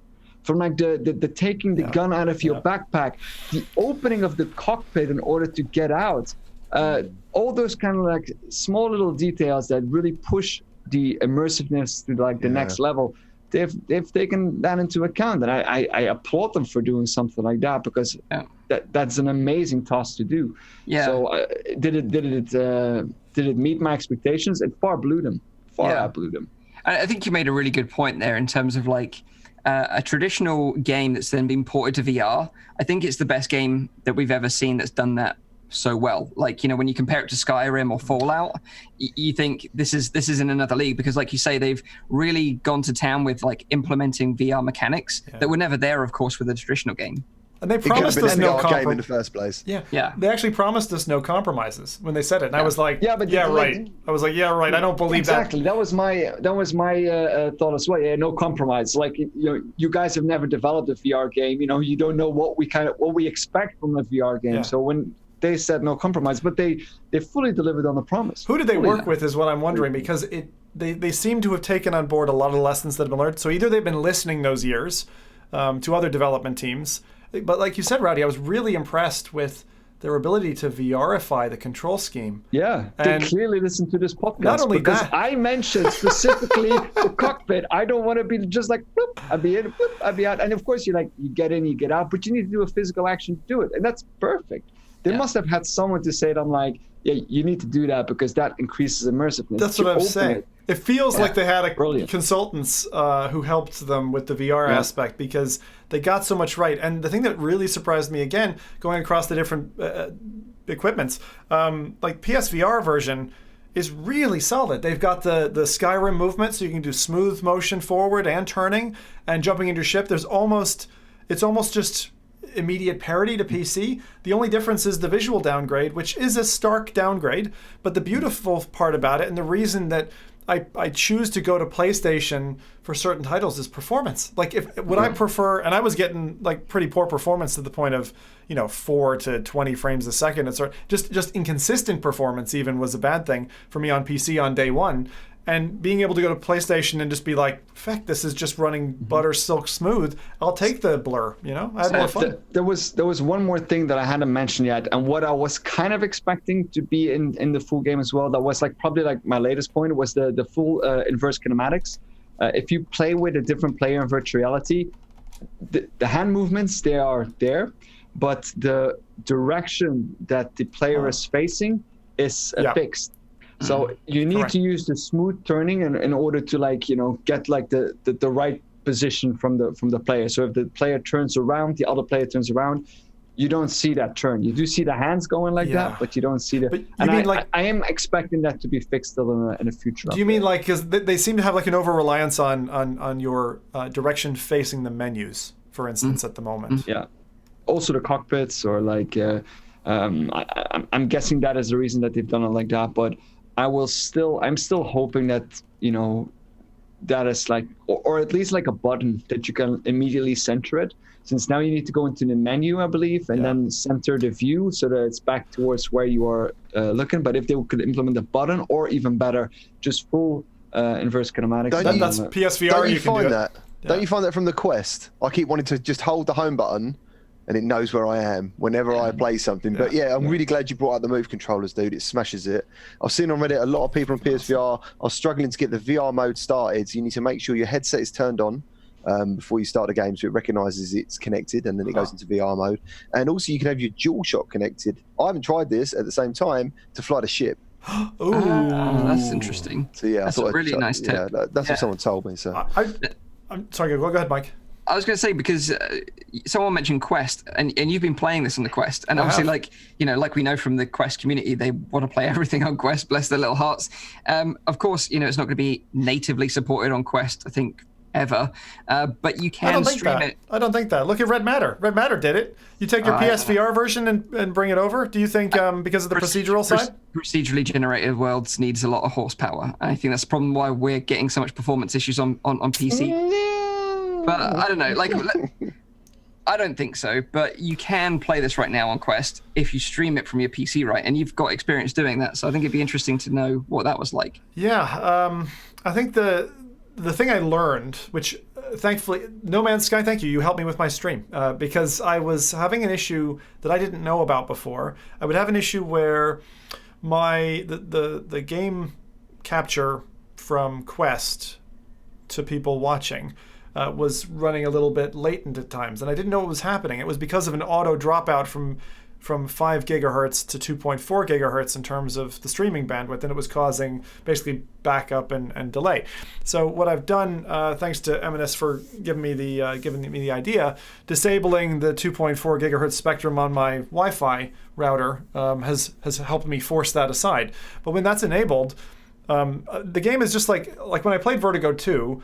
You're into a stellar panel, the Steam, the pass-through here that you need a side-quested version of Virtual Desktop, the kind of mobile version, to get this thing working, or ALVR or RiftCat, those types of things.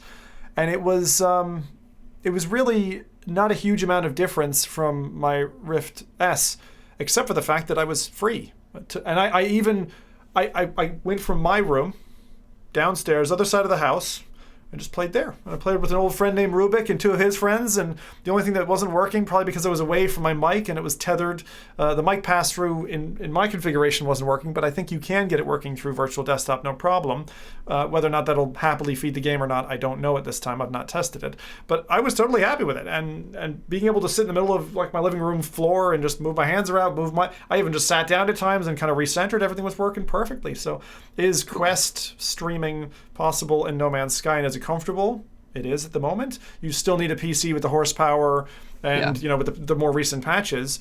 But the thing I wanted to talk about the patches was, holy cow, Mr. Murray and team, the amount of dedication that they put in on social media, on keeping us included in their hype, and keeping them informed, and pushing updates to multiple platforms, consoles and PC, with this kind of fervor that just, it felt like these guys are, obviously they're dedicated. You don't get to this part of a VR project without being, but hats off to them.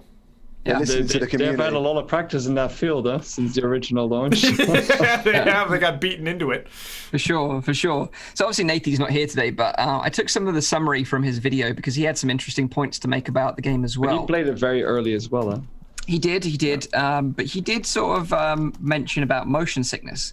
And he actually suffered some motion sickness playing this game himself, even a VR veteran. Newbie. So it's just kind of a warning out there that if you're new to VR, that this can be quite intense, particularly if you're using smooth locomotion on planets, or, the flying can be quite intense as well if you're not used to the cockpit sort of games. So that's just something worth, knowing, but also, like he mentioned, that the menu systems can be quite complicated and overwhelming, which obviously I touched on earlier, because there are multiple menus for different things. Some are activated through pressing the menu on the back of your hand, some are into pushing a button, so it can be a bit awkward, but once you get into the rhythm of it, it's fine. But like I said, it's got a steep learning curve, but once you've got it, then you really start to enjoy the game, I think. There's two tips here that people need to know. First off, to quick recharge your, I want to say your HEV, your environmental suit and protections. On the left hand, there's a quick launch menu, and you can very, very easily recharge. You can recharge all the bits. You can recharge your tools and stuff like that. You don't have to pop up the main menu. That's like a really helpful thing to know. And also, what I find amazing, again, like the immersiveness of it, is the analysis visor that is on the left side of your helmet. You just need to tap it. That is definitely someone who's had a lot of VR experience who said you need to do something like this, because a 2D dev says, we just implement the button and there we go. But to actually physically do it, that's so much better. It's absolutely right, because so many games, especially on PlayStation, because of the move controllers like a joysticks, suffer a lot at launch because they can be nigh on unplayable. And I've spoke to developers where they're making something in-house and then someone else from the outside plays it. I'm thinking this doesn't make any sense, but to them it makes perfect sense, as No Man's Sky is making sense to everyone. So it's cool. I just the thing I have to say, big tip here, don't wait for the sales to stop. Buy the game now. Okay, we're like in this household. I'm like, do we buy 3 copies? How many copies do we need? Because the game, as I said, I'd equate it to kind of like Minecraft. Very, very easy to get in playing with other people, and like what I learned from Firewall in VR, that can become a hangout spot. So even if you're just gonna go in just to chill and talk with somebody after work or whatever, hang with your family, like that's the power this kind of game brings. I am absolutely smitten with what they did with the VR multiplayer integration. And I love the fact that they don't show you a trailer or whatever at the beginning. It's just boom, you're right onto a menu, pick your option, play the game, join a game. And then you're in. That's how it should be. It's fast. It should be intuitive. So if good. Virtual reality is not intuitive, then you're not doing it right. Yeah, I totally agree with Zim. The best advice I could give you as well as a new player is play with someone else or find someone fun to play with, because it takes the experience to another level. And there's something really magical about exploring a world and working out a problem together. We both started out together. We knew that we had to repair a ship. We didn't know where our, Semitic seal was. And we were like... Hermetic seal. And then when we did eventually take off together, we took off at the same time. That's amazing. Blasted off into space together. It was just amazing. He says this, but that's actually all lies. He took off before me, did a lap, came back to get me. I didn't loop the loop by accident because I wasn't. But you take off. Like, is there a way to take off like slowly? Because I find like once you've engaged it, it just goes. Yeah, that's it. Yeah, you need to dial it back a bit for sure. But that was so cool. Like I was stuck in a canyon. Like you were off in a cave somewhere, and like trying to connect. It was just like it felt like a real exploration. And then you punched me in the throat when I died. I'm sorry. I just want to say, man, I saw the bit when because I had the same thing. People in chat telling me I was trying to build a house to protect myself because of the incoming storms, and I saw the same thing happen to you, Mike, where everyone was going, "Just dig a hole. Don't worry about building a house. Just dig underground, dude." That was so funny, man. Yeah, exactly. It's stuff like that you don't even consider when you play it for the first time. No. But I thought I could sort of round up the show a little bit by maybe giving, some of the highlights that you've experienced in the game so far. And again, feel free to join in the chat. And maybe I'll kick this one off because, some of the moments for me that really made me go like, wow, this is incredible. Like I mentioned, like taking off, getting in your ship and taking off that planet and breaching the atmosphere of that planet and then getting into space for the first time is like an unforgettable experience. And that is the beauty of being procedural, because there's no loading screens necessary, because everything is procedurally generated on the spot. It requires the process for doing that. And I think that is just like, even in 2D, that is because throughout the entire game, you don't have those kind of like loading scenes. It's just a fluid experience because everything is up until even the music that is playing is also procedurally generated. It's great music in that game. Really. But that heat shield, when you're going in or out of an atmosphere, that heat shield is like such a cool effect. They do the vibration and everything. Yeah. Oh man. Have you all gone to a different system yet? Have you all got the hyperdrive and gone? No, not yet. No. So like, I'm about to do that. So basically, without giving any spoilers away, this was my second like wow moment. Like I was flying around to this mission objective, and then you see this huge like star destroyer type ship that's crashed, and it's like on the planet, and you're like, holy crap! Like this is just so freaking cool. And I flew and landed into the middle of it and looked around, and I felt like Rey from Star Wars: A Force Awakens, when she's like scavenging in that Star Destroyer that's like broken on the ground. Like it felt like that. It was just so badass. So you can really kind of live out your sci-fi fantasies playing this game. And again, you guys know I like punishment. So I was playing it on permadeath, and I was on this planet. I didn't realize, like up until this point, I didn't realize that there were aggressive creatures, and I turn around and T-Rex is trying to swallow me whole, and I'm like, I freaked out. So there was that, and that was on a planet that seemed quite friendly. I mean, I landed, and there were literally donut-shaped flowers. There were donut-shaped flowers on the ground, but that was like one of the things for me that, like, I love the terrain, but stumbling across like alien technology or digging up stuff, and dropping into a cave that actually has things you've got to scan. It's got creatures. Like I know some of that is going to be like procedural gumph after a while, where you're like, okay, it's a Florbus nilalis, and there's 20 of those that look the same, but some of them have tentacles and some of them don't. I mean, there are some really phallic creatures that I've seen on planets, and it is scary to see them hopping around. I landed on a planet that must have been nearly pure water. It was just like the They're scary. island. Yeah. And I was like, dude, what? Okay, I'll go for a swim. Do you know what I mean? I went under the water, and I was thinking, I kept looking around because the planet before, there was like a robot dog that was shooting me with a laser, and then this giant one come along, like something from Farpoint, and I was like, mate, I'm getting out of this planet. And I went to the underwater one, swam around, and it is such a, I think that's the thing, is it's a surreal experience doing that, being able to jump. I think that was also one of my highlights, just like the straight like diversity of like not knowing what you're gonna encounter, and it's gonna be something that you probably didn't imagine. So I think that, and for me also, the first time flying into a space station with those like, I don't know if anyone like you probably have GT then, but you have those like giant space stations where you can like fly into like the very like Elite Dangerous kind of like entrance. With like all the light, and you see all the light like flash, and also flying back out of that and seeing like the planet all of a sudden pop out of you. That's so visually, this game is just mind-blowing. I know it's more arcadey than Elite, but this for me delivers on what Elite promised all that time ago, and is unfortunately like loading menus. It's broken up by loading menus, and it kind of feels like when they first went to, I think it was CD technology instead of cartridge or something, and like you had the loading scenes, and then when you escaped that again and we went digital, and games were then again loading like at a blink, it felt like that for me. So I don't know, it's that smoothness. There's one thing I don't like about the game, like in terms of the core game design, and I wonder what you guys think. The space combat is terrible. It is really bad. Like trying to line up the crosshair and shoot something, like whether it's with the move controllers or touch, it's just I find it so awkward, and it does not feel hard. Yeah, but it does not feel rewarding. I had a few space battles, and actually, like I kind of enjoyed like that. It was not as easy as another space shooter probably is. Mm. Yeah, but it's a lot easier on the DualShock because it's a lot easier on the DualShock. Yeah. What about chat? Do they have any sort of nice little cool moments they want to share? But I think overall, I think we're all very positive about the game. Like, I think it's one of those games that, you could buy now in the sale. Like I said, it's like 50% off. So it's like $20 on both PlayStation and PC.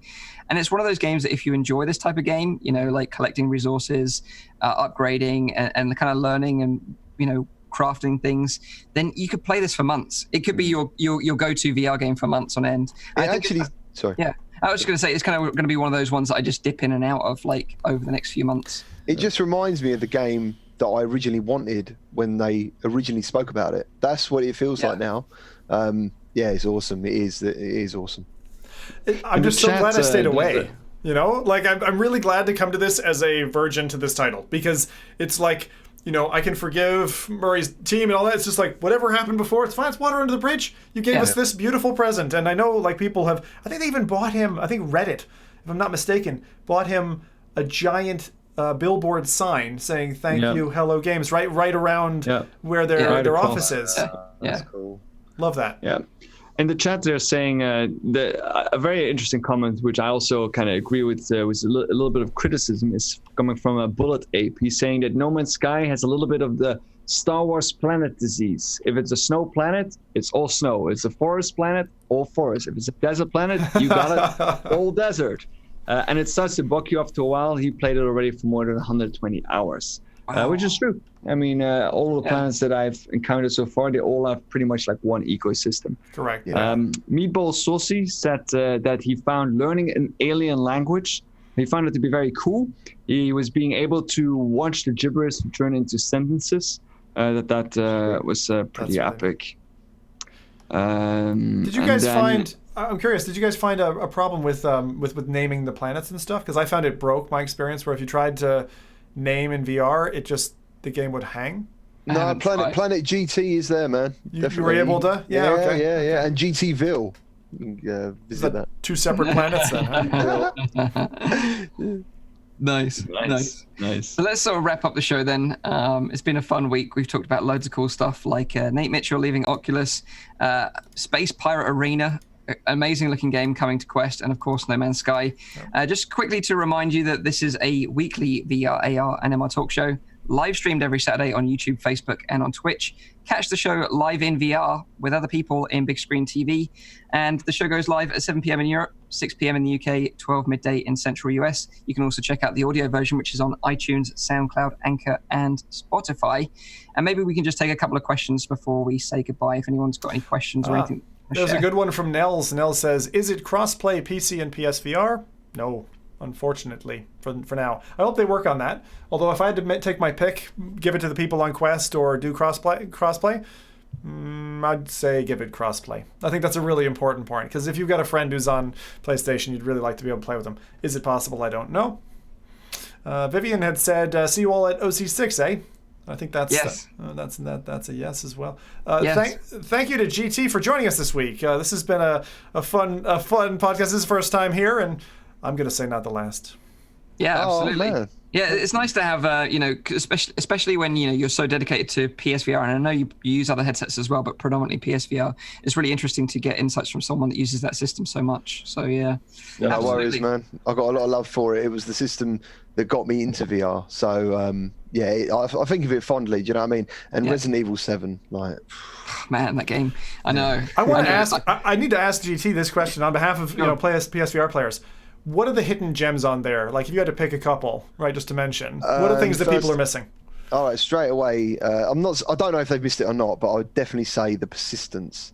Ooh. It's a absolutely fantastic game. It's procedurally generated, and it's one of those things where risk for reward as well. There's like, if you die, you basically let me try and think about this. You're cloned, yeah. So every time you die, you respawn, and you keep some experience and stuff, and then every time you die, you can upgrade your clone.